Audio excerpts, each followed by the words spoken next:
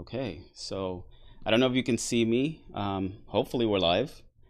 But in this video, I have Monica in the background. We are going to be talking about three different topics. I know I said I only wanted to talk about one, but I wanted to follow up on something that I talked about last week.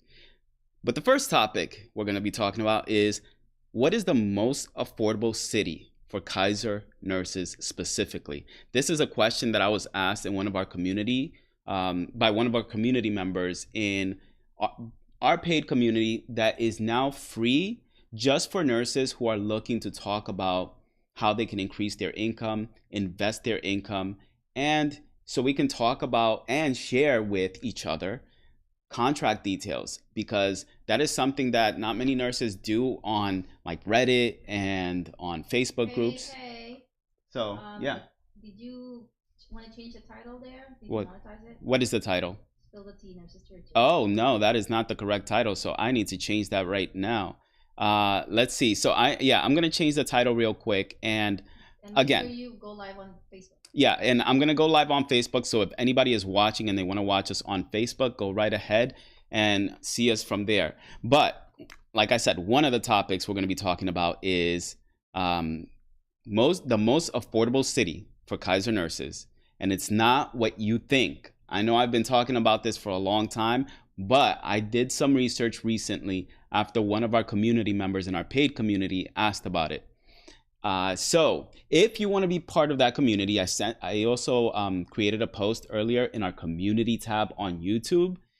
Click on the link in the description below this video, whether you're on YouTube or on Facebook, and you will fill out a form so you can become a member in the community. You'll only have access to the forum where we can, talk amongst each other and give each other feedback on how well we're doing when it comes to like trying to get a job, apply for our licenses in California, those kinds of things. And also there's a FIRE category in there. So for those people that want to reach financial independence and retire early, please join the community so you can be part of it. And this community is for people who want to be open about their pay. And I don't want anybody to feel like they're going to be judged, because that's how it feels like on social media these days. It feels like everyone is judging you when you want to talk about your pay. So this community is for nurses specifically who want to be open about their pay without being judged for it. And if you want to be part of the paid community where we have coaching calls on a weekly basis, then you can just let me know. We'll arrange, or you can go to our website, nursestoriches.com, and you can read the entire website so you can know and understand what this course is actually about and who it's for. Okay, so the next topic we're going to be talking about is delayed gratification and how it helped me and Monica increase our income and work less. Because that's the goal that we had when we came to California, and I think we've done a pretty good job in succeeding and meeting that goal. But we have been working so hard these pretty much like, for me, the last 3 years, and Monica has been working at our jobs for the last 3 years like crazy just so that she can support me in this business. And now for the last year, she's really been like, she's my elite employee, and she's been helping me with the business. So that's actually why we've been doing so well, and it's because of her help. Next, I want to talk about, should nurses actually gatekeep their pay? I talked about it last week. But I put a poll out, and I want to talk about that poll from our community on YouTube, because I think when I made that video, there were a lot of comments from people who said that maybe we shouldn't talk about our pay, maybe we should gatekeep it, and that nursing should not just be about money. But when I made the poll, you're going to see that the responses are going to surprise you. Okay, so I'm going to change the title of this video, because right now it's a live stream, and for some reason it uploaded the live stream with the incorrect name. It's not Spill the Tea, Nurses to Riches. It's actually, I wanted to title it The Most Affordable Cities for Kaiser Nurses. It's not what you think. And then if you want to be part of the community, the link is in the description. Okay, so I'm going to save this, and I'm also going to monetize this video because I love monetizing these videos, since we get paid every time they're monetized. Okay. All right. And if you guys have anything to say, let me know in the chat, because later on I'm gonna respond to your comments. And if there's anything really interesting, I'll just let everybody see it so that everybody knows who's asking the question. Okay. And also there's cards somewhere around here for people who see any spreadsheets that I put in this video, like that I talk about. You will be able to purchase some of them through here. Otherwise, they're going to be in our community. Okay. All right. So let's see. I'm just going to save this and let's get to the first one. And oh, you know what? I'm also going to make this the YouTube chat live. And I know some people don't like it when when I just go on and on for like 2 hours, which is why I've asked my video editor to take these clips, these live streams, and cut them into 3 separate sections, because the topics we'll talk about are in 3 separate sections. So you'll be able to watch these in a week, 2 weeks, maybe 3 weeks. You'll be able to watch them in shorter versions. So if you just want to watch the video about which cities are the most affordable for Kaiser nurses, you will be able to watch that video and only that video in a shorter form video later on. Or if you want to watch the one about how we delayed gratification, that will also be in its own separate video. And then if you want to watch the one about gatekeeping, that one will also be in its own separate video. All right. Because I know there was some person who previously commented on one of our live streams and said that it was just way too long. There was no way he was going to sit there and watch the entire live stream. But for those of you that do, I really appreciate you. Me and Monica appreciate you. And yeah, thank you for doing that. Okay. So let's get to it. The way I went about finding this information is by going through first the Bureau of Labor Statistics, obviously, because we get that information on a yearly basis. We get the salary data or the income data reported to the Bureau of Labor Statistics by nurses and many other professions. So that is what I usually that's where I usually get my data from, because it's the most accurate. Now, the way that the Bureau of Labor Statistics gathers information is by determining that, or estimating that most nurses work an average of like 40 hours a week, right? But that's not the case. As we all know, most nurses work about 36 hours a week because we work 12-hour shifts.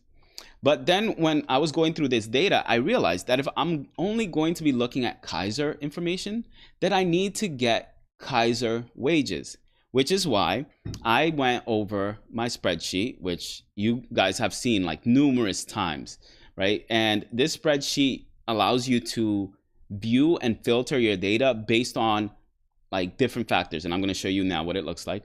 Okay, so what I did was, let's say, for example, you want to know what your yearly salary is going to be if you're going to be working 36 hours a week, right? And you have, let's say, 0 years of experience. You're on the evening shift. So 36 hours a week, 0 years of experience, evening shift. You will be making at Kaiser in Northern California, any one of the Kaisers. And another thing I should mention is I actually looked into this data to find out how many Kaiser hospitals are in Northern California and represented by the California Nurses Association, because these are the hospitals that are going to pay nurses the same across the board, regardless of the city they live in. So if that's the case, if all of these nurses are earning the same hourly rate, or based on their number of years of experience, then it's easy to calculate the cost of living differences, because then all I have to look at is the cost to the average or the median home prices in every one of those cities that these Kaiser hospitals are located in, right? So let me just show you what I mean. If you go to best to worst Kaisers, okay, here are the hospitals that are represented by the California Nurses Association. And as you can see, there's Antioch, there's Fremont. Let me zoom in on it so you can see. There's Fresno, Manteca, Modesto, Oakland, Redwood City, Richmond, Roseville, Sacramento, San Francisco, San Jose, San Leandro, San Rafael, Santa Clara, Santa Rosa, South Sacramento, Vacaville, Vallejo, and Walnut Creek. All of those hospitals there, all those medical centers, are the medical centers where the California Nurses Association represents nurses. So what I then had to do after I went through this spreadsheet here, and I looked at what every nurse would get paid, because let's say, for example, what I looked at was what would be the most common number of hours per week a nurse would work within the Kaiser system. And I thought about it and I said to myself, it's likely around 32 hours. And that's what I am going to put here, because the Kaiser nurses typically work 8-hour shifts. You are able to work 12-hour shifts if you're working in the ICU, the ER, and maybe a few other units, but it's very rare in the other units. The ICU and the ER are the units that you're typically going to see more 12-hour shift positions listed in. If you're working tele, it's very unlikely. Like, do you know any nurses that work 12-hour shifts in tele? No. It's unlikely. Okay, so what I did was, if you're working 32 hours a week, that means you are working 4 8-hour shifts every week. Okay, 4 8-hour shifts. And what I also did was I looked at what would be the average number of years of experience that nurses across the Kaiser system would have, and I just went with 5, because you're actually, once you reach, this is considered like step 5 as well in the Kaiser system, and once you reach step 5, you're kind of stuck there for like 8 years. Well, if you come in as a step 5, you're stuck there for 8 years. If you come in as a new grad, it takes 8 years to go from step 5 to step 6. All right, so let's go and look at how much the hourly rate would be for a Kaiser nurse. And as you can see here, it's $172,000. Now, look at this. Stanford is crazy high too, right? But you know what? What I will do in the future, I haven't done it yet, but I think this is a good idea too. I'm going to compare all of these hospitals, all of these on this list, and I'm going to show you what the cost of living is going to be for all of these hospitals. And you know, I've told this to the members who purchased our the VIP membership of our course, is that I will as I create new spreadsheets, they will have access to them. So if you want to become a VIP member, just, you know, go to our website and you can enroll through there. All right. So, all right, let me show you now. What I then did was, this is Kaiser NorCal, right? I had to look, and let me see if I can open it up, but I had to look up the after-tax income for someone who is working at Kaiser and making $172,000 a year. And this is what it looked like. And this is if you're not contributing to your 401k. So obviously you would want to, right? Because that's what Monica and I did, and that's how we were able to increase our net worth so quickly. But as you can see here, it's $114,000 out of the $172,000 that you're going to be making, and this is in Sacramento, California. And I just put like one allowance for state, one for federal. And that's basically what it is, right? So then let's take a look at how much the cost of living would be, right? So I then had to go and look at, right, this is the salary data. Okay, I had to look at several factors, and one of them was where is it? Oh, here it is. Okay, I'm hiding it. Let me show it to you guys. Okay. The home prices, if I can find them. Here they are. Okay, home prices. So as you can see, I sorted it, right? So before I sorted it, it was all over the place. But you can find a home for a median price of $382,000 in this particular city. But as you go down the list, where some of these Kaiser hospitals are located, look at this one, $1.8 million. Which means if you live in this city, you are only going to be left with, let me show you that. This is, this is in Redwood City. And you're only going to be left with negative $30,000 on a monthly basis, on an annual basis. That means you are going to be broke. There's no way, first of all, you can't even afford a house of that price. If you're a single nurse making $170 whatever thousand a year, right? There's no way. Unless you have, like, you just won the lottery or you inherited $1.8 million, right? But that's how much you would have on an annual basis if you even attempted to purchase a mortgage like that, and you continue to pay with it with your income. Then Santa Clara's second worst. You have San Jose, Fremont, actually, San Jose, San Rafael. Okay, so here is when you start getting into a slightly positive numbers, right? You're going to have $794 left over and that's after you pay for your mortgage on an annual basis in San Rafael. Okay, and then you have San Francisco. So in San Francisco, you'll have 14,438.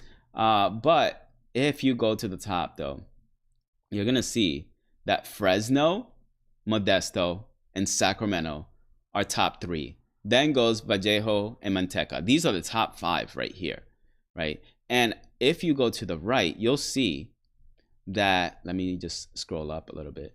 And here we go. Okay, your net monthly salary before your mortgage expense is going to be $9,510 for all of them. Actually, oh yes, yeah, for all of them, right? Because the this is what I did. If you look here, let me see, am I in the way? No, I'm not. Okay, if you look here, $172,000 is what I calculated for all of them, right? Based on this number here. 32 hours of work per week, 5 years of experience working the evening shift. It's $172,000 for any Kaiser nurse working that same number of hours, who has the same number of years of experience working the evening shift, is going to be making this much money, right? So after taxes, like I said, it's going to be this number, which means if you go based on that, 172,000 is what you gross. This is what you net. Your annual taxes paid are going to be $58,488 for every single nurse in any one of these cities. That's why I said this one was a little bit easier to make, because all I had to do then was just look at how much the cost of living would be. And if in the future I will also do one for rent prices, because I think that's really important. I always tell people they should rent before they buy out here in California. So I will include that one in a future one. And I will give it to the VIP members in the course. Okay, now let's go over the home prices. Look at this. In Fresno, $382,000. Then we have Modesto, $446,000. And then we have Sacramento, is $488,000. Now, if you're asking, the way I got that information was, for example, I'd type in Sacramento median home price, Zillow, and there it is, $488,000. You click on it. This is the housing market. These are the median prices of homes in Sacramento. And I did that for every single city in California. Where the CNA represents the nurses. Okay, so that is the big secret there, that Sacramento is not number 1 anymore. You know what? And it actually was never number 1. But the reason we chose Sacramento is because the cost of living here is relatively low compared to, like, you see all these other cities in California, relatively low. And then the pay is just as high as all those other cities. And we have an international airport. There's more things to do, way more things to do here than Fresno and Modesto. And it actually felt like a small city. Unlike Modesto and Fresno, those two don't feel like cities. Based on what I've seen, we actually haven't been to Fresno. We've been to Modesto. But I have a lot of coworkers that came from Fresno, and they said it was a pretty boring city compared to Sacramento. Another thing is, we're very close to Lake Tahoe here, and we're also close to the Bay Area. So, we used to go to the Bay Area more often before, but ever since we had our son, we're afraid our car is going to get broken into, because it's happened so many times before. So we haven't traveled to the Bay Area as much as we used to, although we do love it over there. Okay, now, this was a long one. If you guys have any comments, any questions, was this what you were expecting? Would you still move to Fresno? Would you move to Modesto? Would you choose those over Sacramento? And if you would, just let me know in the comments section. Okay, now we're going to go over the next topic. And the next topic is going to be delayed gratification. And Monica's going to participate in this one, because this is something that she, both her and I, we played a role in. But I think she has something to say. Yeah, so she's going to come over here. You want to come over here and talk? If we sit next to each other, that's fine. Okay. I had to put some of the users on timeout because What? I think it's spam. People were adding commenting spam on the chat. No, just stay right here. Oh, okay, so Monica's going to be over here. Okay, go ahead. Yeah.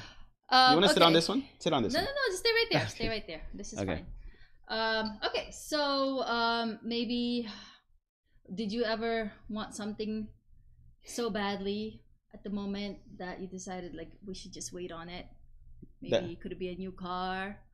Yeah, Or I think the biggest purchase that I've ever wanted to make and that we did make was our car. And I've regretted it ever since actually this past year more than anything. yeah.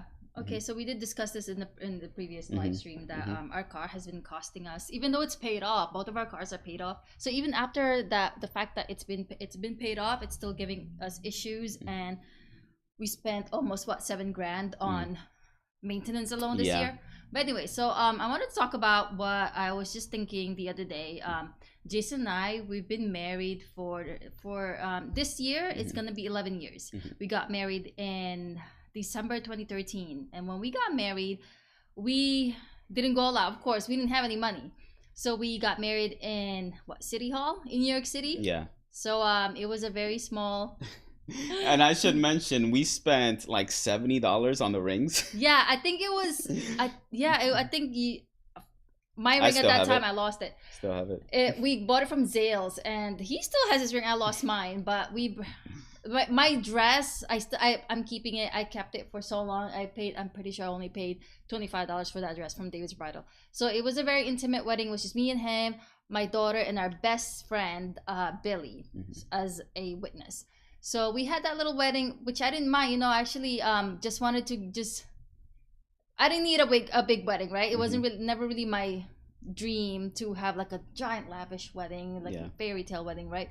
But as our 10-year anniversary was nearing, I told Jason, like, I want to have a real wedding. We've kind of made it already, and we're already high earners, high income earners.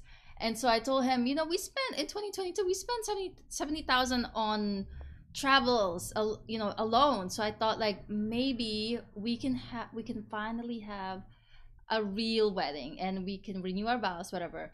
And that's last year, 2023, because that's our 10-year wedding anniversary. That's a big one, right? So I told Jason, okay, I want to really budget a wedding, and we were gonna do it in New York City because we don't have any family here in California. So I was telling Jason, like, how much should we spend on this wedding? I was thinking maybe like 30, 40, maybe even 60 grand on a wedding. And that's what I'm thinking. And then so I started looking for venues and all that. And like, it's so bizarre to me how much weddings cost. It's insane for like a one-day event. Okay, it's not even like a multiple event. No, just one day for a couple of hours. So I had to really think it through and tell myself, so in order for this wedding to really truly take place and happen, I have to raise the money, right? And in order for me to raise the money, I have to work, and I have to do doubles. I have to put in as much work as I did, the previous years. So at that point, I was just kind of getting, after working in 2022, traveling all that time, I started to think like, it's not worth it, working all these hours, and just so we can have this one day event and just burn 70 grand or 60 grand, 40 grand on the one day event, So I was kind of sad, honestly, because I wanted this to happen. But at the same time, I was like, you know what? I am not gonna, put all this time and effort and hours just so I can make this one day happen. And Jason was like, oh, that's way too much money, blah, blah, blah. Which, honestly, in the future, I still would want to do it. Maybe like a 15-year or 20-year wedding anniversary, whatever. But at that time, I figured, you know what? Let me not. And let me just take this time to just focus on our business. Take this time to spend, with my family, and maybe just, slow down a little bit, and this is the time where this is how should I put this? Because it really, when I delayed that gratification, I think it has really helped us grow this business, right? Because if I didn't put in that time, and I really would have never helped Jason with our business, there is no way he would have been able to utilize this time and me helping him, as opposed to me working at my nursing job to grow this business, right? So I feel like I got a sense of I kind of got a taste of what financial freedom felt like after we paid off our debt, and that he only needs to work for us to pay off our, mortgage. And I'm like, you know what, I can kind of smell financial freedom, and if I could just delay gratification, I think that it'll be all worth it at the end, right? Yeah. And I remember a time when Monica used to love going to work.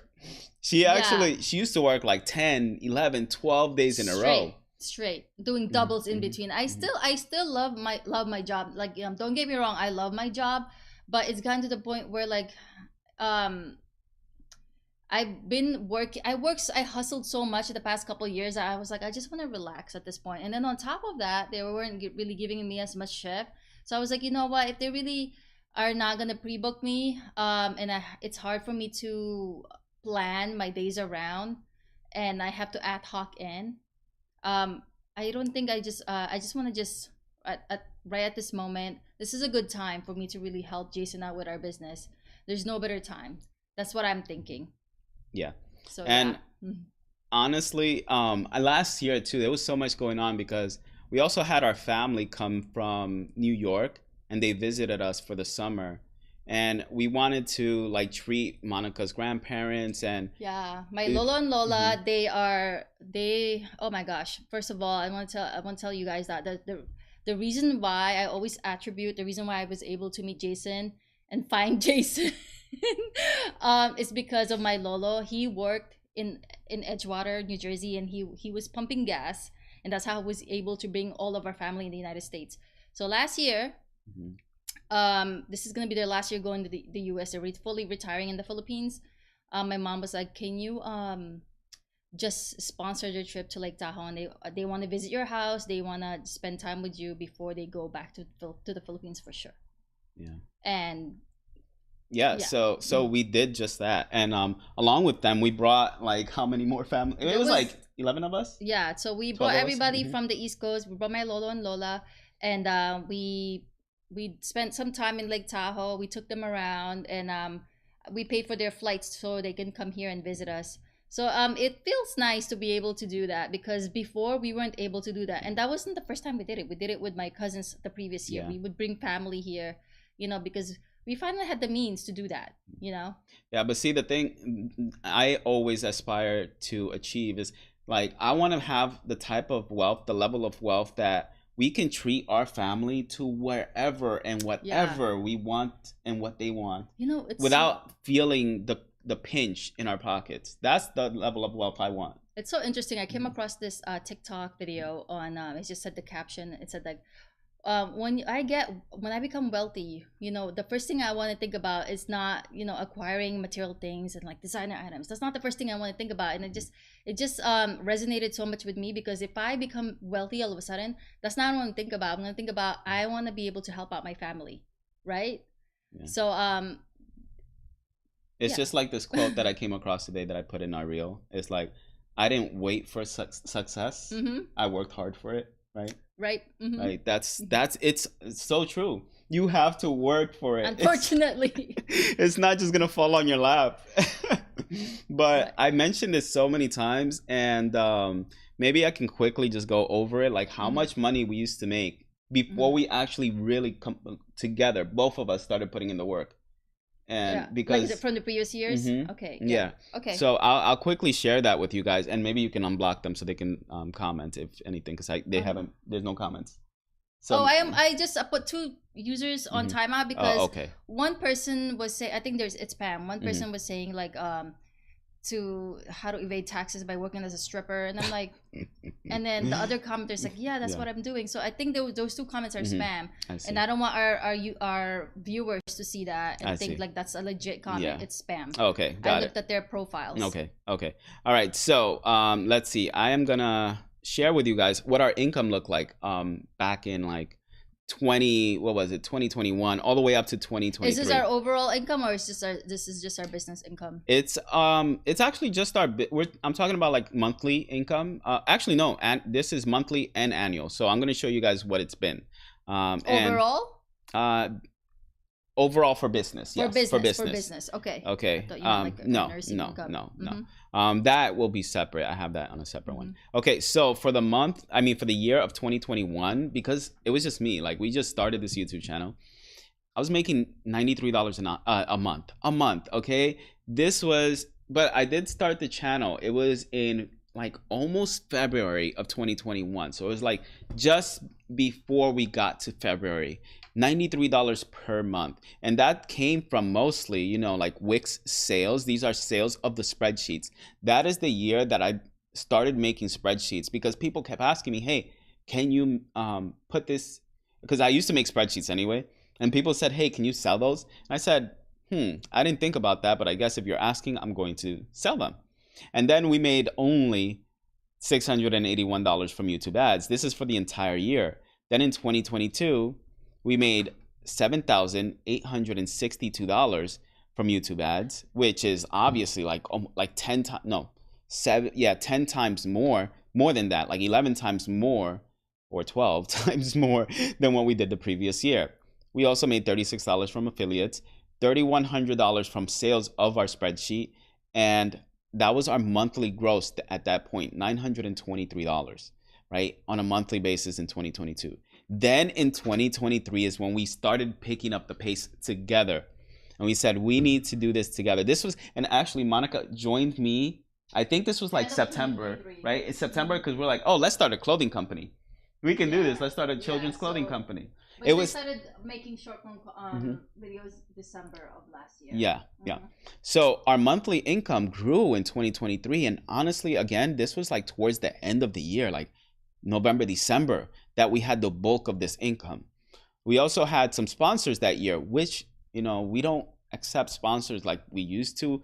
I used to just accept anybody who was willing to pay us at least $5,000. And I said, and I will say though, the companies that we work with, and I mentioned this before, those that we worked with definitely aligned with our mission to help nurses get high paying jobs, which is why we worked with them. One of them was Incredible Health. The other one was Vivian. So I worked with them to get sponsored, and we earned $10,210 from those two. Then YouTube ads. As you can see, the majority of YouTubers actually make most of their revenue from sponsorships. This is why you have a lot of YouTubers that are selling out to sponsors that don't align with their mission. That is not what we aim to do, which is why I'll show you. And again, that year we made $34,000, right? So now going to this year, in this year specifically, we are so far at $10,000 from YouTube ads, $1,254 from the TikTok ad revenue that we earned, which is, I mean, we stopped working on TikTok. Like, well, that's another story. You guys can watch the previous live streams. Then affiliates, $138. You see this? Sponsors, $0 from sponsors. And then this month, no kidding, guys, at the beginning of this month, and maybe like 2 days at the end of last month, we started promoting our course. Again, I am trying to be as transparent with you guys as possible because I don't want you to think that I'm lying about any numbers. So because we started selling our course, we've made $22,000 so far from selling the course. It might be a little bit more, but $22,000 basically in like less than a month. That's how much we made. And then we have the spreadsheets. Again, the spreadsheets, we're at $41.59 for the spreadsheets because I used to charge like $24 for the spreadsheets. I increased the prices because I've added so much to them. Right, so that's how much we made so far. By the end of the year, I anticipate making maybe like $8,000 from our spreadsheets, but that's how much we're at so far. And then we have more spreadsheets. Actually, this is additional stuff on a different website. And that's basically what you see in one of these cards somewhere where you can purchase the spreadsheets or any products directly through YouTube. That's what Fourth Wall is. And then we made $950 from consultations. And lastly, $2,000 from referrals. Now, I included this as business income, even though it gets paid to us into our personal checking account. But because I consider it part of our business to refer people, now that we actually want to get paid from referring people because we referred hundreds of people before and never claimed it, I consider that a business expense because most of the referrals come through YouTube. All right, so we made $2,000 from that. So far this year, we made $43,000, right? And it's not even the end of the year. This is just halfway through. So we'll probably make, I'm hoping, we'll make somewhere around 60,000.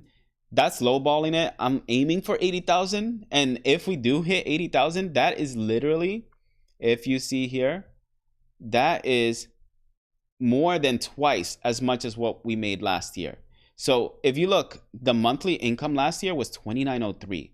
If you look now, it is $7,392. Can you believe that? 7,392. And that's because Monica has been helping me. I've been focusing on like all of the back end stuff and the live streams, but Monica's been working on like the stuff that you don't see here on YouTube. She's been posting videos on our Instagram and our TikTok, and she's been sharing our stories. Believe it or not, the majority of our sales from our course and anything else that we sell happen through Instagram stories, surprisingly, and our newsletter. So half of it comes from our newsletter and half of it comes from Instagram stories. So whenever we talk about, like how some of the members in our community are winning, maybe they landed a job in a high-paying hospital, or they managed to get their license in like 2 weeks, we talk about those things in our stories and just add a link to our website. So if people want to purchase or join the community, the paid community, they can do that. Our sales are coming from those things. And and very few, surprisingly, are coming from YouTube. So even though we have 50 something thousand subscribers on YouTube, and we only have like 9,000, I believe, like 800 followers on Instagram, the majority of our sales are coming from Instagram. And we only have 1,500 subscribers to our newsletter. So it's crazy how powerful those two things are compared to YouTube. Like YouTube, it does not have a big return on the investment that we put into it. So yeah, just wanted to mention that. Okay, gatekeeping. I'll talk about that, and then I'll answer some questions. So if you guys have any questions, please let us know. Okay, and let me just drink some water. But let's see. I wanted to talk about how last week, for those of you who watched that live stream, last week, I made a video talking about how this one nurse posted a video. And Monica, do you want to talk about it again, because you were the one that mentioned it last week? Oh, okay. Yeah. Stay right there. Yeah. Okay. So ouch! Oh my gosh! Ow. Okay, so a very well known TikToker, content creator made a video that was really interesting. She said that that I guess she's a travel nurse, right? And a content creator, obviously. She was saying that we nurses should move. She didn't specifically say the word gatekeep, but she said we nurses should move in silence. And because the hospital administrators are watching, the hospital CEOs are watching, whatever, da da da. And so apparently, the travel, the travel pay is kind of drying up. It's not as good as it used to be back when, during COVID times. So she was talking about how the hospitals cut the middleman, and so they stopped using travel agencies and started offering local travelers these contracts, right? These 13-week contracts, and even that was drying up. Mm-hmm. So she was kind of like a little bit upset at the fact that that she can't do like a local travel and still get that travel pay, right? Yeah. Which understandably, it's valid, right? So everybody in the comments section were saying like, yeah, content creators should stop talking about their pay. We should just keep gatekeeping this because everybody's watching. The hospitals are watching. Da, da, da, da. But I feel like we're not looking at it, as a bigger picture, because this is exactly what the hospital CEOs and administrators want us to do. They don't want us to talk about our pay, because then how, knowledge is power, right? How can we use that how can we weaponize what we don't know? How can we negotiate our pay? Before, Jason and I were content creators, and even before, nurses were really making content. 7 years ago, when we moved to California, there wasn't really much California nurses talking about their pay, right? This is new. But what our pay in NorCal was already set in stone. This is already in our contract, in our union. So now that we started talking about it, we still have that power to negotiate, because we're a big number. Let me tell you, when I started working in NorCal, I couldn't believe the solidarity of these nurses. Yeah. Like, they are willing to do whatever. When we stick we stick together. Anything unsafe, we see something unsafe, we are very vocal about it. The strengthening union, and not even when we're not specifically working with the union, we're all talking collaboratively as a group, because a lot of these per diem nurses, they went around, they started discussing like what we should work on. All right, do you want to talk about also a little bit on touch up on a little bit on about the what we're working on, or maybe not? What we're working on, or like how we're doing some things in silence too. Oh yeah. Do you want to talk about how you found it? Go ahead, just mention what? it. You talking about the picture? Oh, from the email? It was in the email. So I just wanted to say that somebody commented on our video on Instagram. Okay. This person said, why do you guys always glorify California? Why are you guys always talking about the pay? You guys are kind of like oversaturating, that same narrative, right? It's very NIMBY attitude. Why don't you guys work with the union? I'm just gonna tell you guys right now, I'm not gonna say it in specific details. You guys only see a 90-second clip of us. You guys only see like a 1 hour live stream of us. We're not gonna tell you every single thing that we're doing, who we're collaborating with, who we're working with, okay? Just because we don't talk about it doesn't mean we don't do it. I'm gonna leave it at that. No, if you want to chip in. No, yeah, it's true, because people assume all we talk about is just the money, but they don't realize that behind the scenes, we do everything that we can to support the nurses, to make sure that the nurses are always front and center when it comes to how the hospitals view their employees. And not only that, like what? Yeah, no, that's this is where it comes. This is where it comes to play. When we say we know, when that creator was saying we should move in silence, that's the part where we move in silence. Okay, we're not gonna gatekeep our pay, but there are certain things and negotiations and certain movements we're gonna do in silence. Okay, because again, they are watching, and we gotta be 2 steps ahead when from these healthcare administrators whatsoever, right? The top people. And it's funny because I attended that meeting. There was the CNA meeting. So we had with our union, we had a meeting, and even before that, babe, I'm gonna tell you right now, like I've been pretty active with our with union. I always join in the Zoom meetings, any meetings. I tune in and I participate. Okay, and just because we don't talk about it doesn't mean we're not actively involved fighting for us, our fellow nurses. And I again, like going back to this gatekeeping stuff about gatekeeping our salaries, I just wanted to like show you guys some of the testimonials that we've received from nurses after they've watched our videos and have said that their lives have changed, transformed, as much as it transformed our lives, right? Yeah. Okay. So, and somebody said, okay, we'll see. I'll respond to that in a bit, but let's go over this. Like this person said, right? Let me see if I can move myself because I'm in the way. You can stay right there. Yeah. Okay. So this is what she said. Okay. And let me move this a little bit. She said, hold on. Let me drag this if I can click on it. There. Okay.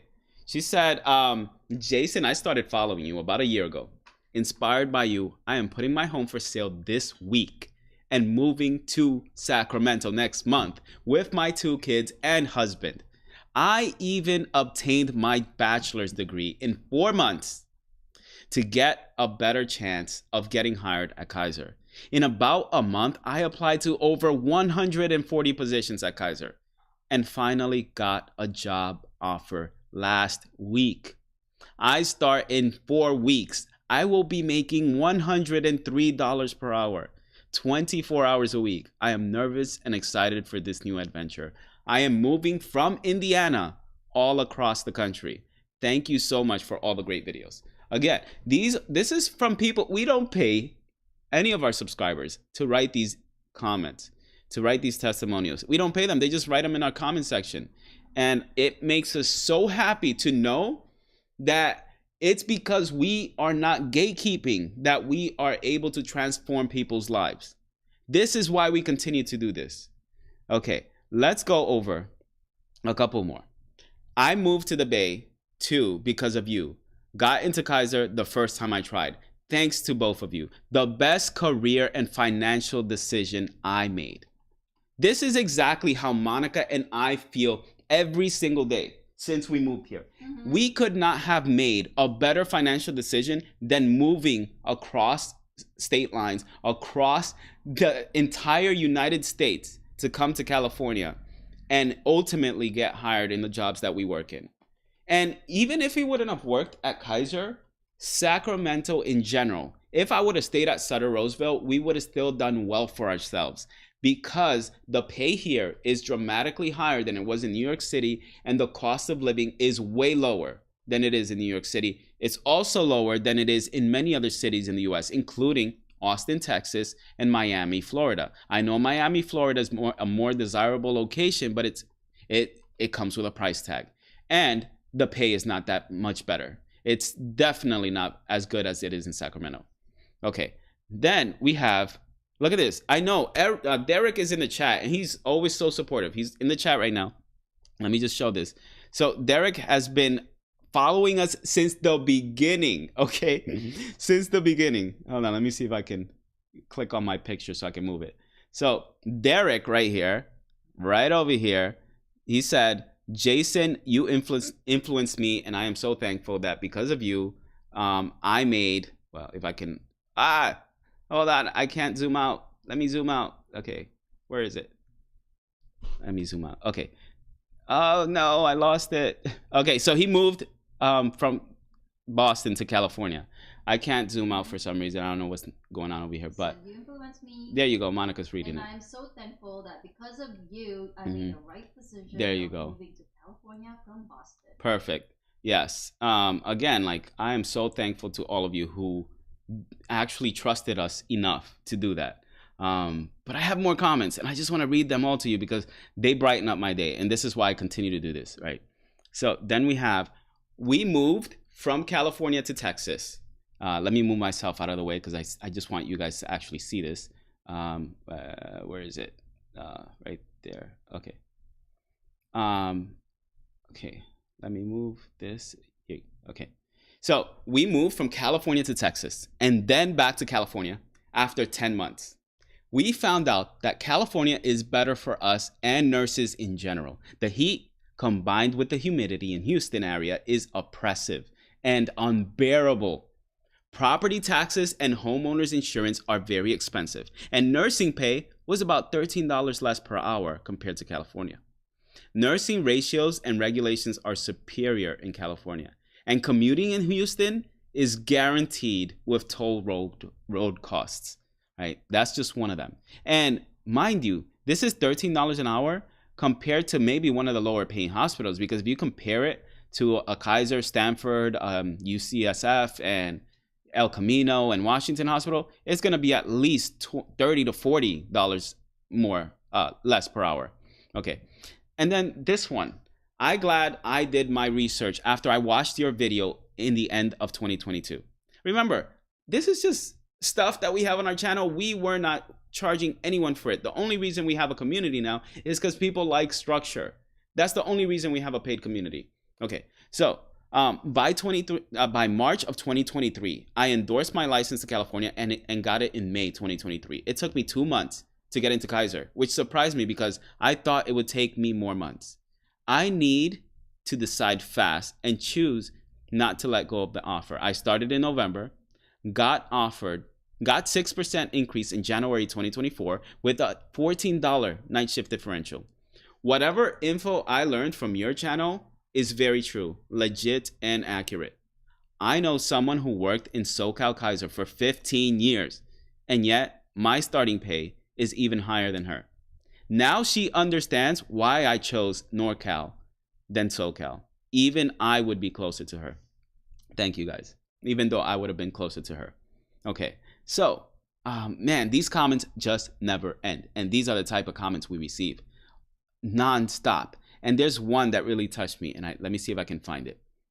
Not that one. Let's see. Okay. one more. Okay, this one. Okay, Jason, I got a job in San Francisco thanks to you. I am 50 years old. I get to max my 401k at 30K and a 457B at 30K and pay off all my debts.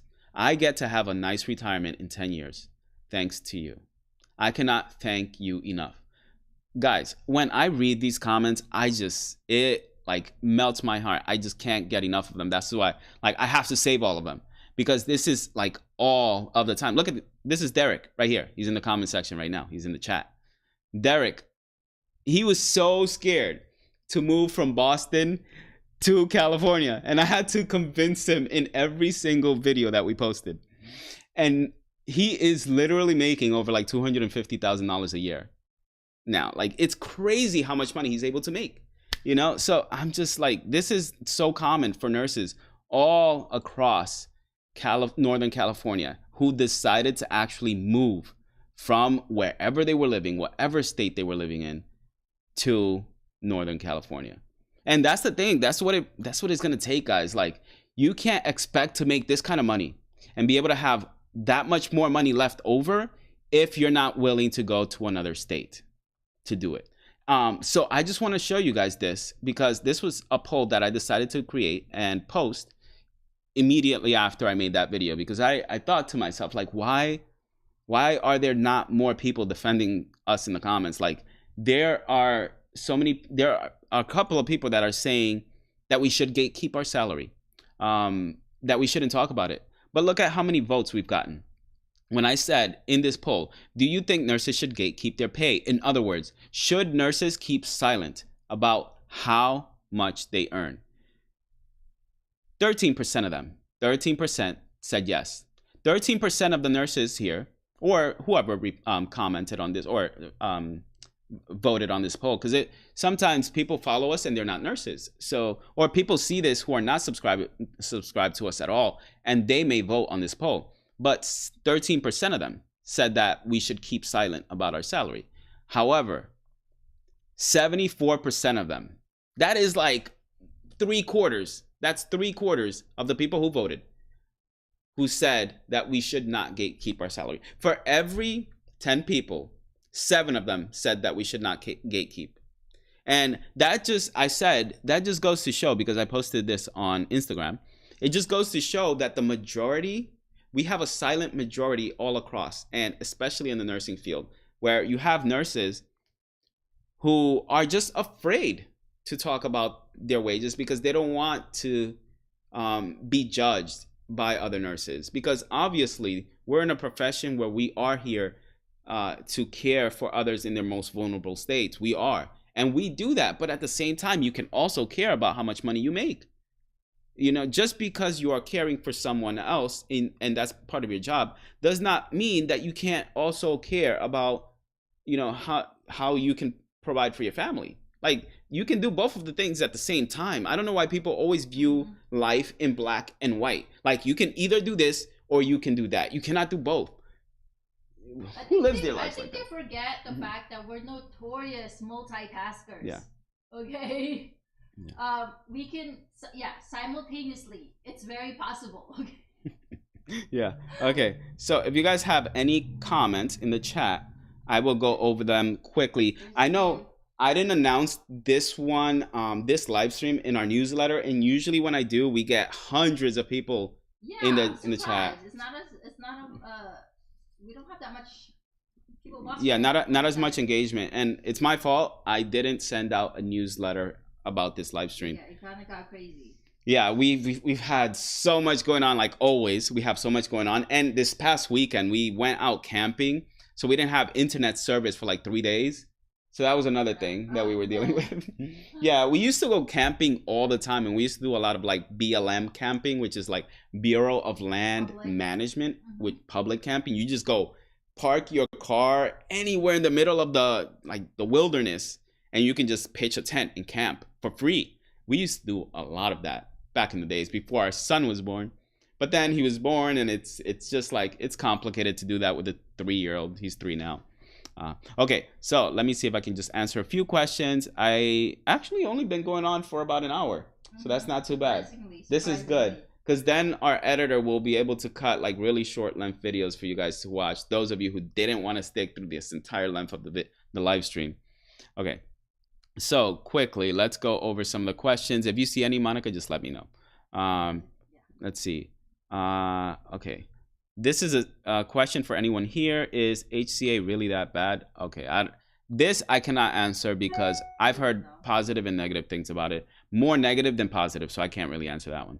Okay. Let's see. Stopping by. Okay, cool. Yeah, there are barely any comments here. Yeah, holy cow. That's true. And it's because I didn't send out a newsletter post. We have 1,500 subscribers in our newsletter, and they're usually pretty good about joining the live streams, but I didn't do that this time. Okay. So Michael is part of our VIP group, I believe. So Monica, do you think they're targeting you and your hours due to this YouTube channel? No, not at all. I don't think so. Not necessarily me, but because everybody else is struggling. So yeah, I don't think it's me. Well, it depends. So, I can't really be too specific with this, but nurses are getting shifts now. Okay, just the other day, I can't say that. Let me just say, if you want overtime, you will get it. Okay, that's all I need to say. There is overtime available, and if you want it, you can get it. Okay, so there's no targeting there. The reason why Kaiser specifically is not handing a lot of shifts to per diem nurses is for many reasons. One is they have more full-time and part-time employees than they used to. The vacancy rate in my department, for example, is now like 3%.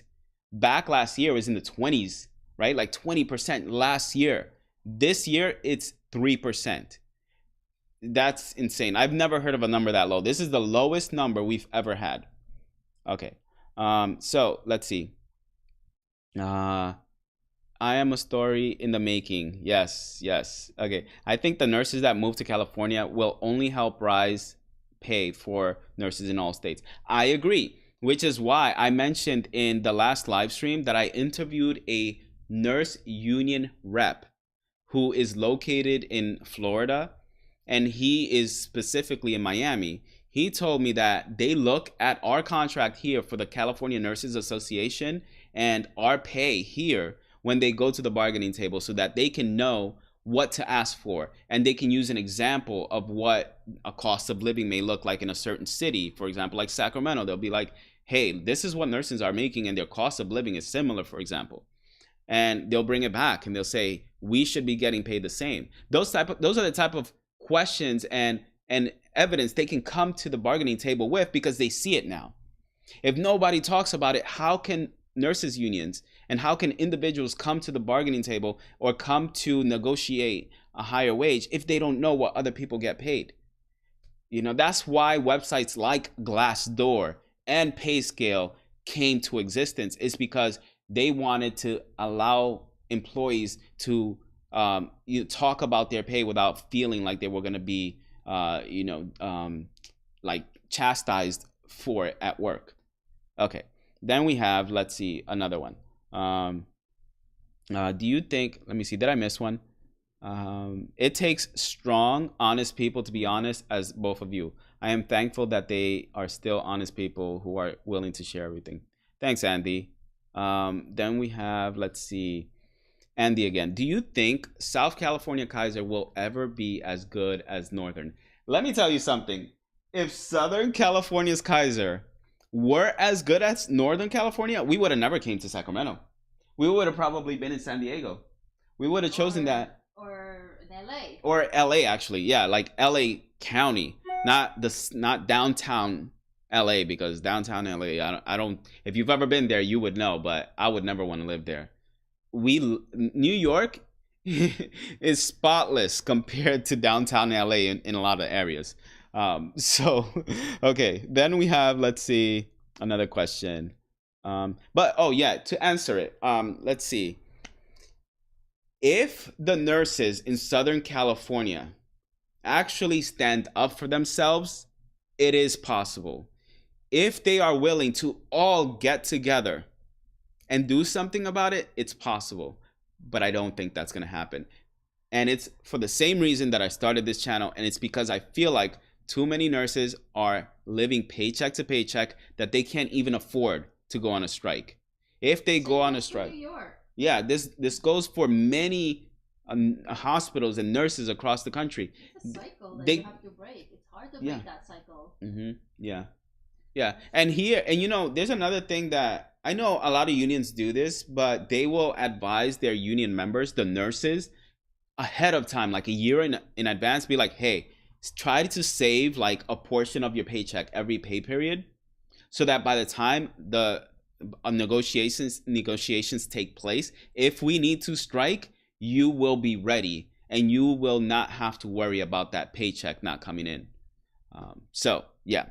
Okay, then we have, let's see, oh, that's cool. I am not a nurse, but I subscribe to your channel. It inspired me to pursue nursing career. And I am 42 now. Wow, that's so cool. Thank you. Thank you for subscribing. That's awesome. I love that. We have a lot of people who subscribe to our channel and they're not even nurses, which is like, I'm surprised. I didn't even know that was even a thing. Okay. Is it, okay, so we have Rob here. Is it worth, by the way, I really like that name. Roberto Escobar. You see that? I really like that name, Rob. Okay. Is it worth it for psych nurses to work around Sacramento? No jobs at Kaiser. Okay, so I know, Rob, you actually opted in to be part of our community. In the community, you're going to see one of our nurses is earning $103 per hour. Let me see if I can share this with you. There we go. Okay. $103 per hour with 1.5 years of experience. And she is, I didn't list it here. Did I put it here? No. She's going to be working as a psych nurse, but she's going to be in San Francisco General. That's a hospital in San Francisco, but the pay is crazy high. So I've mentioned this before, that psych nurses do not make as much as, you know, the staff nurses and the nurses that work in the acute care facilities. However, it still is possible to make a lot of money, just not in the Kaiser system, because Kaiser sends their psych patients to outpatient facilities, and that's where they get their treatment. Okay, so we do the acute treatment in the ER, and then we transfer them out afterwards to the other outside facilities, the third-party facilities. Okay, then we have, let's see. Oh, come on, click away. Okay, random question for Jason. Why do you mispronounce Vallejo? Isn't it pronounced Vallejo? Come on, man. Okay, no, it's not Vallejo. So I did this before, and one of our viewers said that's not how it's pronounced. It's not Vallejo, it's Vallejo. Okay? Everybody here says Vallejo. I know, everybody says Vallejo. I don't know, man. You guys know what I'm talking about. Californians call it Vallejo. Yeah, some California. Yeah, the majority of Californians, that's the way I thought pronounced it. I don't think there's any wrong way to pronounce it. Just like some people say Maldives and some people say Maldives. Let's look this up. How do you pronounce Vallejo? Okay, let's see. There should be 2 ways to pronounce it. I know. Okay, let's see. I don't know if I'm sharing this. Can you hear it? You probably can't hear this. You cannot hear it. I didn't add it. But let me see if I can hear it. Oh, you know what? I should be able Vallejo or Vallejo. Oh, okay, there you go. You see? She said the same thing. Or Vallejo. Vallejo or Vallejo. Oh, it's Vallejo? Vallejo? My co-workers say Vallejo. Okay, let's repeat that one more time, okay? Vallejo. Vallejo or Vallejo. That's weird because the 2 L's sound like a J in Spanish. That's why I was saying Vallejo, right? But she said Vallejo or Vallejo. Vallejo. Whatever, guys. You know what I'm talking about. Okay, let's go on to the next one. What hospital? Amari? Oh, okay, Amari. He's talking about that. Okay, so let's see. Oh, there was a question over here. Yep. Okay, so Amari said, yep, we are in negotiations right now in San Francisco for pay increase. Our contract is up July 1st. They don't meet our demands. We will be striking. Yes, do it. Yes. Also, a lot more common stuff. yeah. Also, if you guys join our community, please join the community, because what we community, guys, it's free. And the reason why I've made it free is because I want all of us to share our salaries. That's what it's for. It's for us to increase our nursing income. We want to help each other grow financially. And there is no judgment. I don't want anybody to judge anybody in that forum. So you can be as public as you want in it, because it's a private community. Nobody else has access to it except for the people I allow in there. So we will share our salaries with each other. We will share our contracts with each other, so that we know, does that hospital have a pension? It's not just about the pay, right? Some people are willing to wait till they're 59 and a half to retire, and that's okay. But we want to be able to know, do they have a pension? What does the vacation look like? Do they offer paid vacation for a long period of time? Do they have sick pay? These are the kinds of things that I want everybody to share with each other. If there's like somebody going into a contract negotiation, I would like to know about that. We can talk about it in the community privately. So the community was originally made as a private community that was part of our paid membership. But I realized that if we can get more nurses in there, we can share more information and grow faster together. However, if you want to be part of the paid portion of it, which includes the courses and every single spreadsheet I've made, as well as our coaching calls, I have an ebook with the top 20 nursing interview and questions. I also have an ebook about FIRE, like the FIRE movement and what it means. And I have so many calculators, so many spreadsheets. They're all in there. If you want access to those and the coaching calls, then you just pay for the community, which is honestly as low as $149. And my goal is to make sure that every nurse who joins our paid community is able to make over $200,000 a year without having to work overtime. That is my goal. Okay, so if you want to be part of that community, once you're in the free community, you can choose. You can choose to pay for it or not. You can go to the website to pay for that. Okay. Now, if you want to join the community, I actually, let me see. I'm going to paste it again.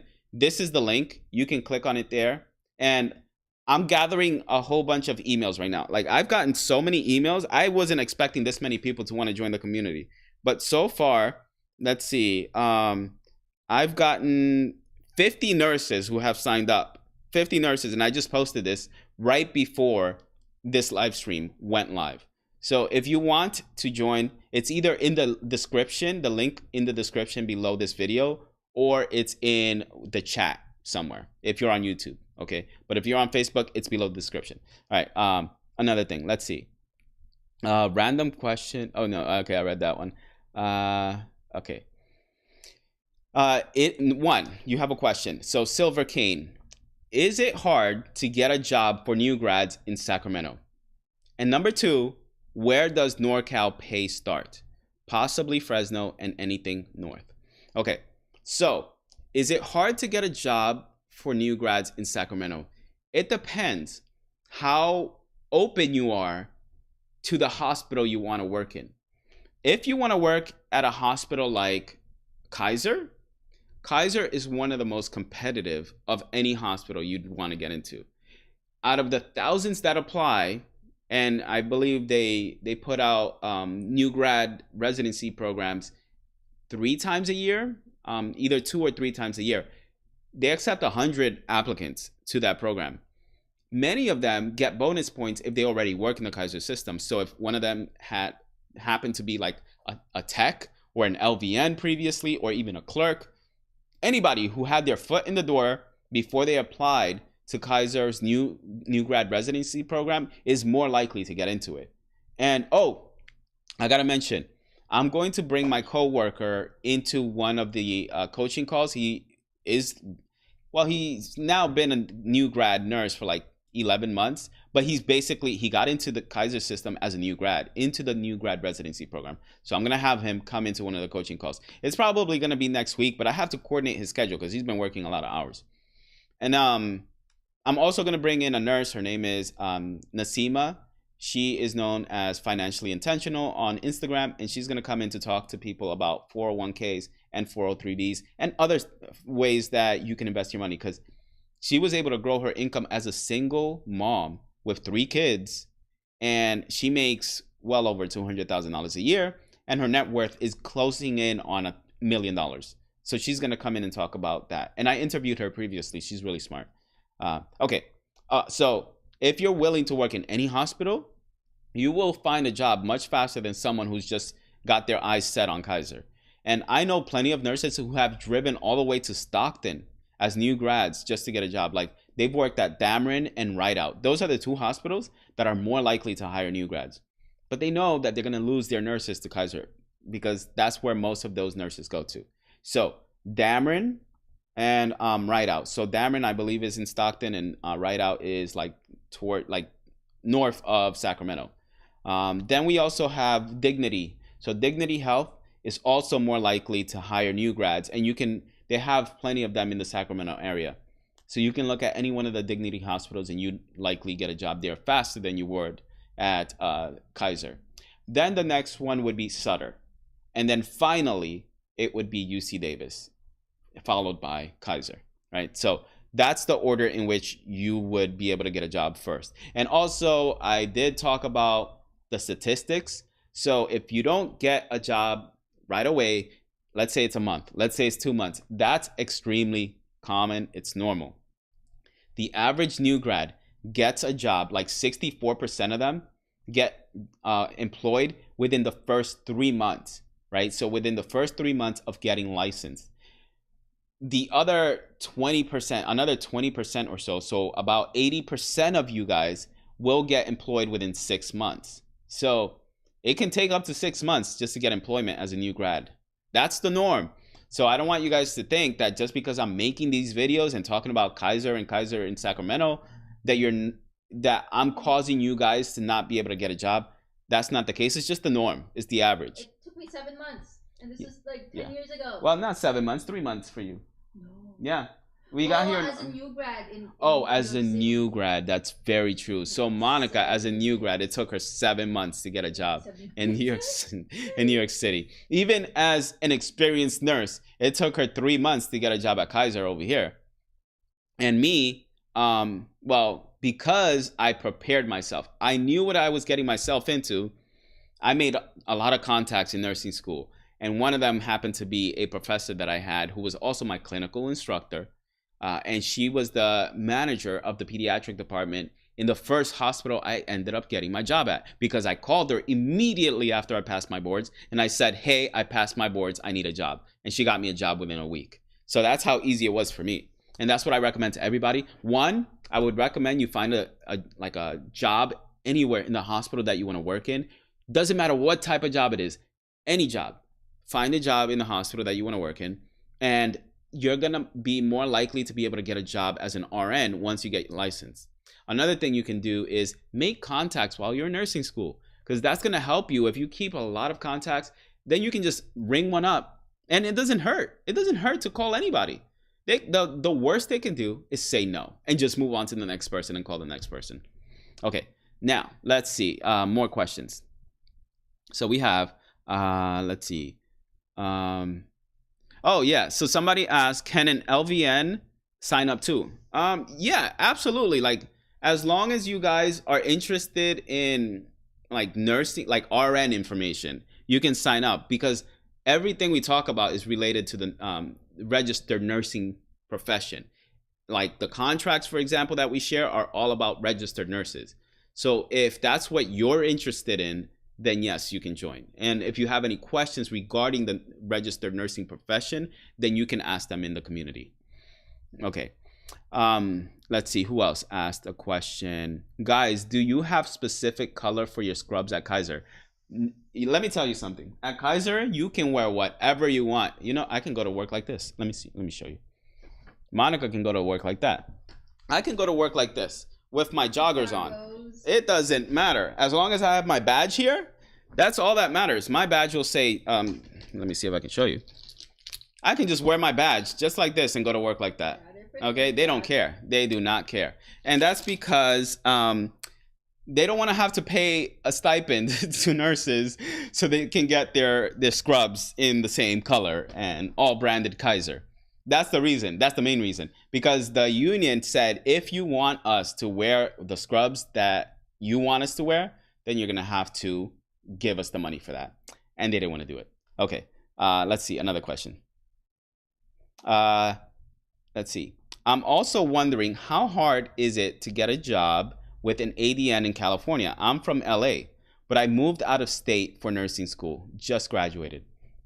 Okay, so if you have your ADN, you can get a job pretty much in any hospital that's not a teaching hospital. And if you apply to a hospital that's a magnet status hospital, like some Kaiser hospitals have already done or are trying to do, then what they would prefer you to have is at least be going to school for your BSN. You don't have to have your BSN, but you have to at least show that you're going to school for your BSN in order for them to be more likely to hire you. And that's because, you know, these magnet status hospitals want to prove that their nurses are always trying to aim for higher education. Yeah, but there are some hospitals like UC Davis. It's going to be really hard to get in there if you don't have your BSN. A lot of the UC hospitals, these are the teaching hospitals, right? They want to show that they are a hospital that focuses on education. And how can they do that if their nurses only have their associate's degree? They want most of their, if not all of their nurses, to have their bachelor's degree. All right, next, let's see. And also, I should mention that in the Kaiser system, where I work and in many of the other units, I work with nurses who have their ADNs. So it's still possible to get a job at Kaiser if you have an ADN. And we don't get paid a degree differential. So I could be a bachelor's nurse, a nurse with a bachelor's degree in nursing, and my coworker who has the same number of years of experience has an associate's degree in nursing, and we get paid the same because there is no differential. And that's how it works in the Kaiser system. Okay, another thing. Let's see.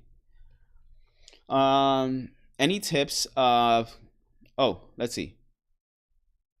Okay, another question. Where is it? Right here. Okay. I just don't want to skip anybody. Ranier, I don't know if I pronounced that right. Are there hospitals in Sacramento area that are known as teaching hospitals? Yeah. UC Davis. That's the one that's known as a teaching hospital. Okay. Do you know somebody from the inside in Kaiser before you apply? Or do you have to know somebody from the inside before you apply? Well, I didn't know. Well, you know what? I think it helps to have somebody who works at Kaiser, because when I applied, I used a friend of mine, and I said he was like my cousin or something. I said he was my cousin. He's not. He's my friend.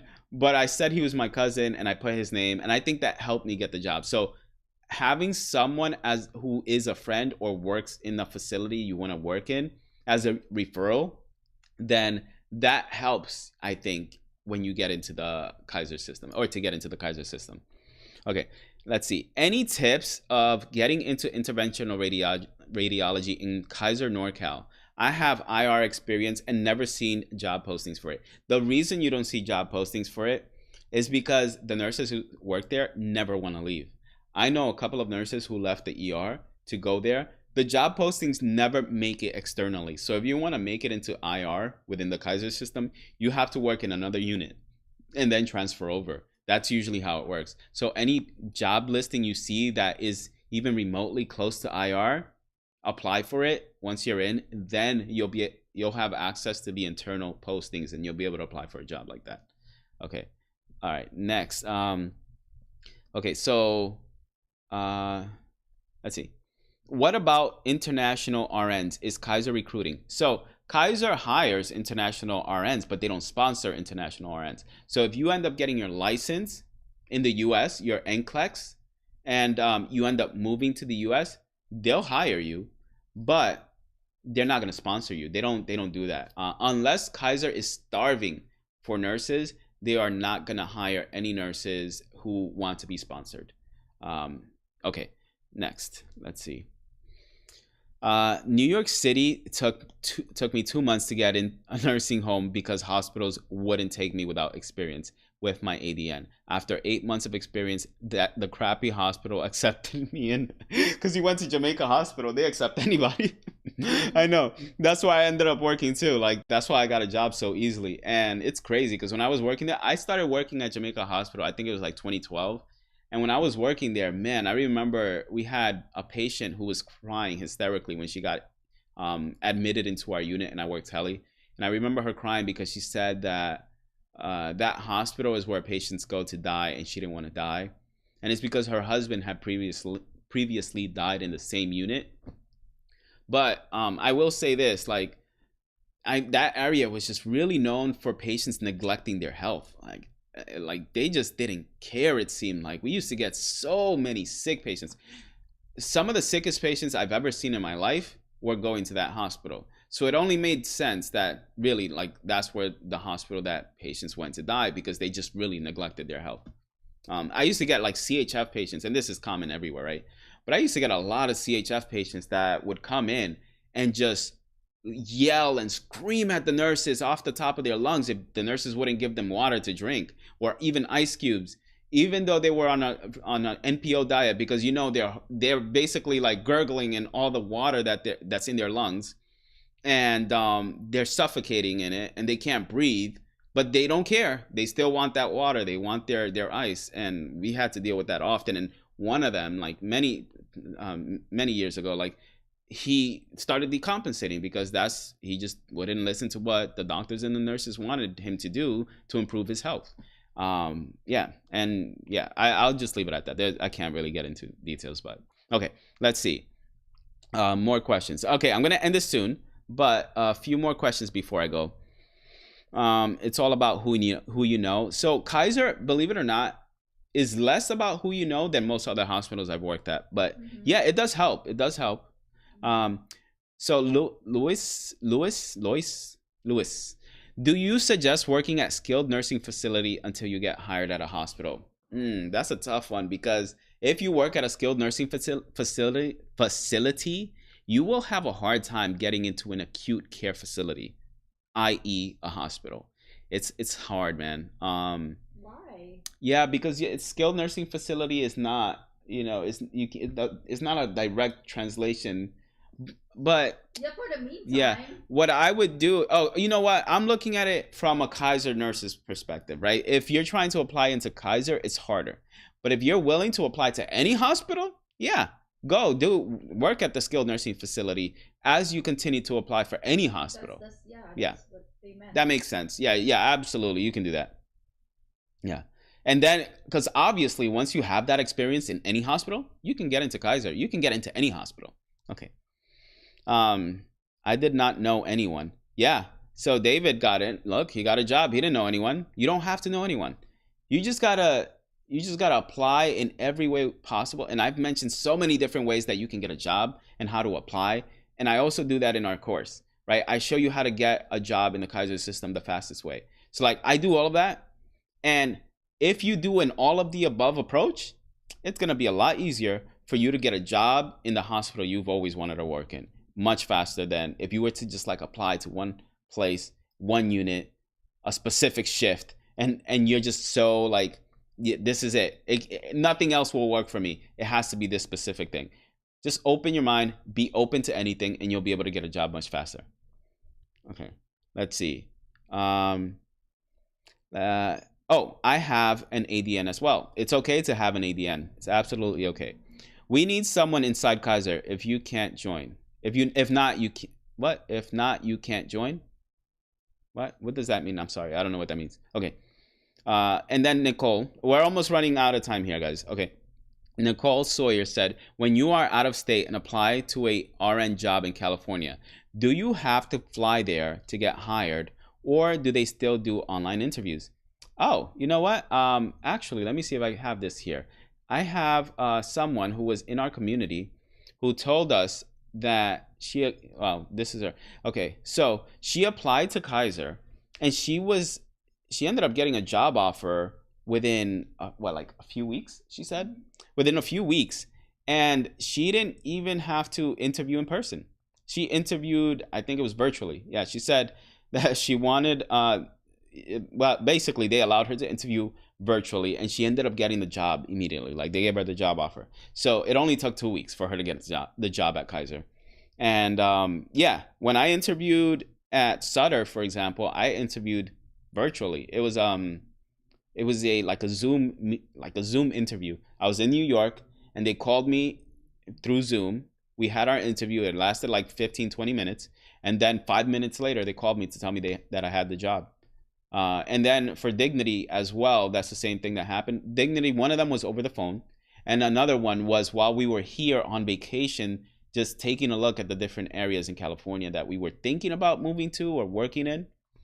And I had to extend my vacation because like I was applying for jobs at the time, and they offered an interview, and immediately after the interview they offered me the job. But I didn't take the Dignity job offers. I ended up taking a Sutter job offer because it was going to be closer to where we wanted to live. It was only like what, 10 minutes away, barely, like 8 to 10 minutes away from where we were renting at the time in Roseville. And the pay was decent. I mean, I think it was like $65 an hour or something like that. It wasn't that bad. But coming from like what I was making in New York, which was like $49 an hour, so it was like $16 more per hour, and the cost of living was less. So I was like, yeah, I'm gonna do it. And plus, my friend who had moved here before us and lived in Roseville, he told me work at Sutter Roseville because the nurses speak very highly of that place, and you probably will enjoy it. And I did. I really love that place, and I talk about it all the time. Okay, I think that's it, right? So, all right, guys, if you guys want more videos like this, please tune in every week. We do this every week.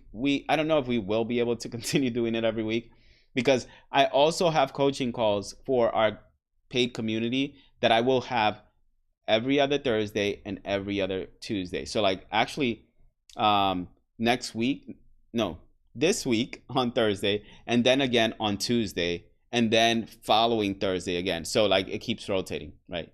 Thursday, Tuesday, Thursday, Tuesday. We're going to be doing that every week. So if you guys want to be part of that, just join the community.